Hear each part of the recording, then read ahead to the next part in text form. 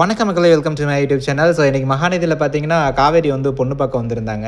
So காவேரியோட அம்மா வந்து அவங்கள்ட்ட மூஞ்சி கொடுத்து கூட பேசலை. ஸோ யாருமே பேசலை. காவேரி வந்து இருங்க டீ எடுத்துகிட்டு வரேன் அப்படின்னு சொல்லிட்டு அவங்க அக்காவை கூட்டிகிட்டு போய் நீனாவது எனக்கு சப்போர்ட்டாக பேசு அப்படின்னு சொல்லிட்டு மிரட்டி கூட்டிகிட்டு வந்தாங்க. ஸோ அவங்க அக்கா வந்து சொல்லிட்டு இருந்தாங்க, காவேரியோட ஆசை தான் எங்களோட ஆசையும் அப்படின்னு சொல்லிட்டு. உடனே மாப்பிள்ளையோட அம்மா அப்பா வந்து கல்யாண தேதியே குறிச்சிட்டாங்க.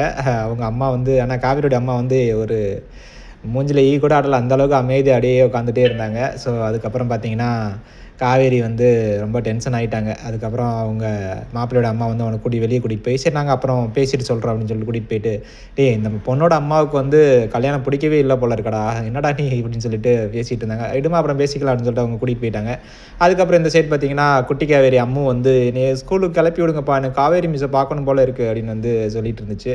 நான் சொல்கிற வரைக்கும் நீ வந்து ஸ்கூலுக்கு போக வேணாம், நீ இரு அப்படின்னு சொல்லிட்டு விஜய் வந்து சொல்லிட்டாரு. ஸோ அவங்க தாத்தாட்ட வந்து எனக்கே அவளை மறக்க முடியல, இந்த பொண்ணு மனசில் ஆசையை வளர்த்து அப்புறம் ஏதாவது ஆயிடுச்சுன்னா அப்படின்னு சொல்லிட்டு நான் ஸ்கூலே மாற்றலான் இருக்கேன் அப்படின்னு சொல்லிட்டு விஜய் வந்து சொல்லிட்டாரு. ரொம்ப கஷ்டமாக தான் இருக்குது, என்ன நடக்க போகுதுன்னு தெரில. ஸோ இனிவே பார்ப்போம்.